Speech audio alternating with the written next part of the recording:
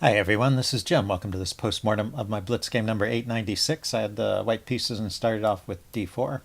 And my opponent came up with the very rare reply, a6.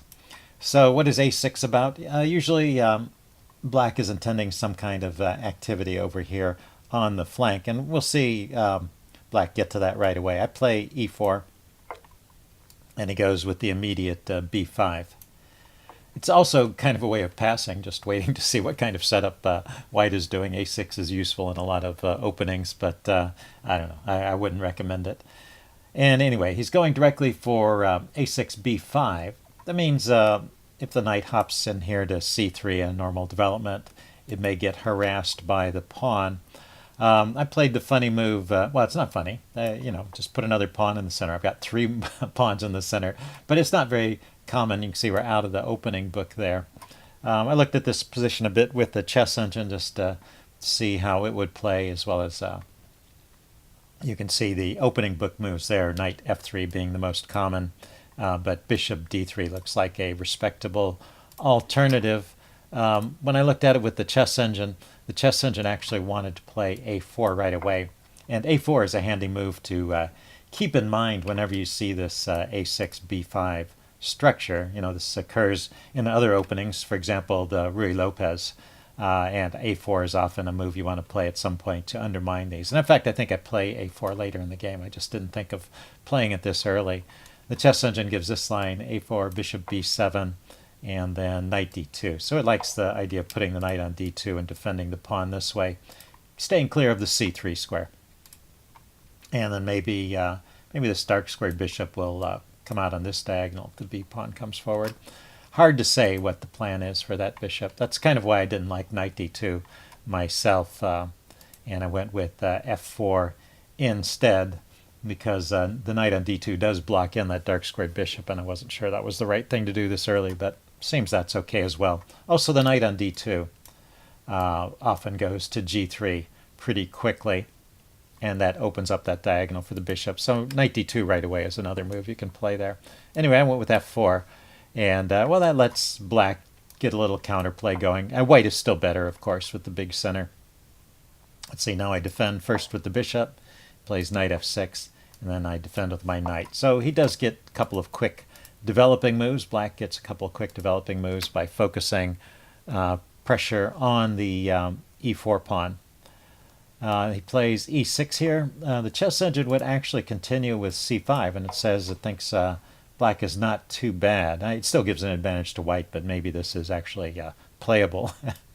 c5, c3 to defend it after the exchange. Oh, you've got maybe a little bit of a weak pawn there. The queen can come out with tempo and bring the other knight out. I mean, so both sides get developed. White still maintains that pawn center, but black gets some piece activity and a playable position. So that would be one way to make a game of this. Let's see, he continued with e6. I go knight f3, just normal development. And now he goes bishop b4. And after this, I think black is just worse, and he's worse the whole game from here on out. Once again, c5 could be played here with the same kind of idea as before. But anyway, this is definitely a mistake, because I play c3. You saw in the other line, c3 is a move I might want to play anyway, and I get it for free here. His bishop has nowhere to go but back. Yeah, it's not doing much on a5, so it makes sense to bring it back here. But now white has almost a winning edge, I would say, from this point on. So I castle. He goes knight g4. Of course, it's always possible to make a mistake, but I go queen e2. I mean, it seems like black's whole idea here is to play around with his pieces and try and hope that you fall for one of these tactics. And then if you don't fall for any of the tactics, he sort of gives up. But let's see, he is threatening to come in here to the e3 square. And the best move to defend is actually knight to b3. It unblocks the bishop, and the knight over here, I guess it could come forward to some of these squares. Or maybe it just steps out of the way so the bishop can come out, and then it comes back. Of course, I don't want to bring the bishop out while the knight is here. I want to kick it back first. But, well, like before, I wasn't sure that the knight really belonged on that b3 square, so I was kind of just getting my queen off the back rank, protecting against the knight incursion, and this is fine too. It's just knight b3 was a little better, a little more accurate. The advantage, by the way, from the chess engine point of view, varies between 2 and 3. So, with knight b3, it's almost like I'm a piece up, basically. That's how big the advantage is.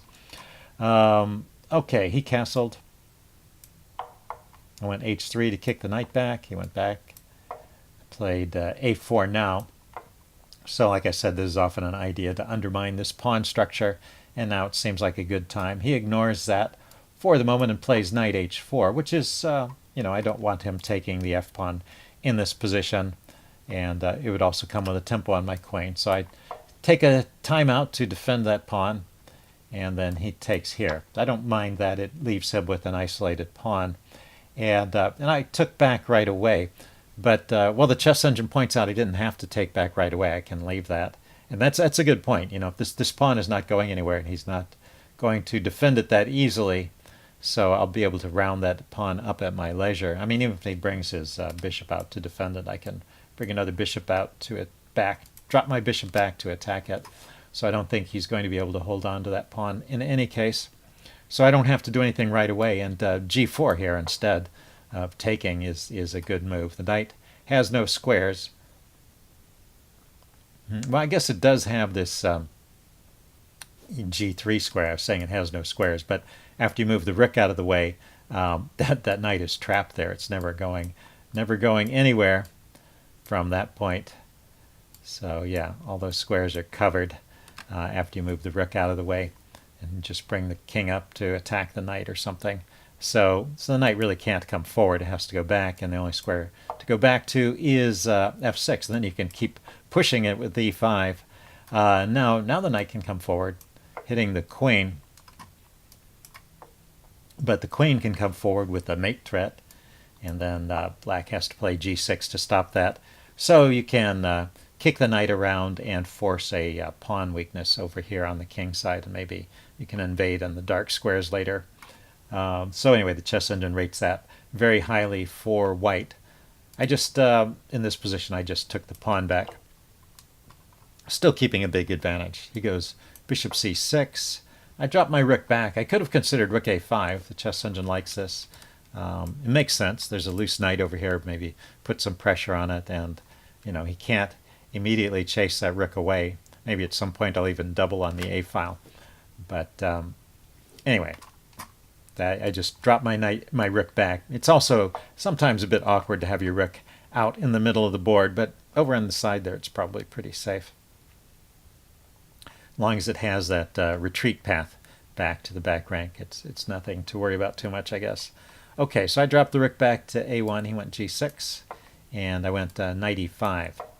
So a very interesting line here from the chess engine is, I was thinking about this move f5 at various points in the game. It says right here is a good time to play it. Also, g5 is still a good move at this point as well, but f5 is very interesting because it's coming at a time where maybe I can get some pressure on this bishop here. The bishop is defended at the moment, but anyway, here's the line. The knight drops back to, the knight comes forward to g3. This is the chess engine's recommended line. The rook goes to f2, then e takes, and takes, and then knight takes f5, and bishop takes f5, and it thinks this is pretty much winning for white, I guess, because the king side gets so messed up, and my queen can easily come in here. My knight can hop into this square, and the queen can come over to g3, for example. It's one idea. So it likes that. If you try moving the bishop, I think the problem is instead of knight g3, rather, if you try moving the bishop instead, it just gets kicked around, and this is also looking like a pretty terrible position for black, and then the knight coming into e4 also looking good. So I think it's just a position where it's hard for black to find moves. That's the advantage of having this big space edge, and it's just interesting that I can push on with f5 right here. So I guess, yeah, the danger of opening up the king side is too great at this point. His pieces, this knight is not even developed. So anyway, instead of playing f5, I played knight to e5, also a good move, but maybe not the strongest here. He dropped his knight back to g7, running away before it gets asked. And I went ahead and took off this bishop. Maybe that's not the best move because it does help him develop his knight, but it gets rid of that strong piece. And I gain a pawn. So I'm a pawn up here, and I have the bishop pair. So this is pretty good. He keeps trading, and in fact, he goes for an endgame. He plays queen a8 and drop the bishop back, and he goes f5. So he did get that f5 move in before I did. I was all set at this point to play f5, and he stops me. Anyway, so I develop here, and he trades. Takes the pawn. Plays bishop f6. I bring my knight up, and he keeps trading. Knight takes, pawn takes, and he trades the queen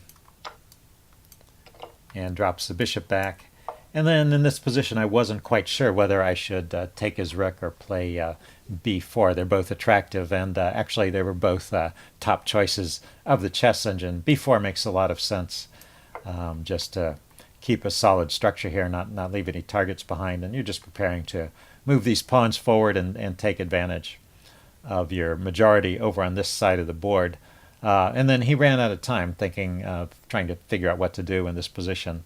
There's not many good options for black. I'll give the line the chess engine suggested just so we can see how the game might have continued. So d5, not that move, d5, I guess would have resulted in the same position, taking en passant, and bishop takes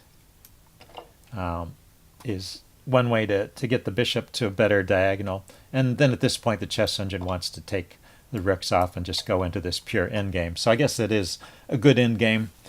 For a good enough endgame for white, you don't need the rook to win it. And the only danger you have to watch out for is you don't want to end up with an opposite colored bishop endgame. So you don't want to trade the dark squared bishop for the knight. You never want to do that trade. So this is not a good idea with the idea of trading for the knight. You want to trade the light squared bishop for the knight and then have a pure bishop endgame where the bishops are the same color and your extra pawn will win. Let's see. He went, well, the chess engine is recommending this line. So, I come forward, king f2, king e7, g4. It takes away squares from the knight. The knight tries to reroute to a different square. King keeps coming forward to the center. Knight comes here to f6, and then bishop to d2. I just wanted to go this far and show the chess engine is not afraid to let the knight take the bishop. It's not about having the bishop pair at this point so much as it is having a winning endgame with the same color bishop. So, and in fact, it doesn't recommend the trade here, but the knight comes over here with check, and it also doesn't take with the bishop. I guess that would help improve black's pawn structure, but just keeps playing on with this piece configuration and moving the pawns forward slowly. So that looks like that's the plan to win the game at this point.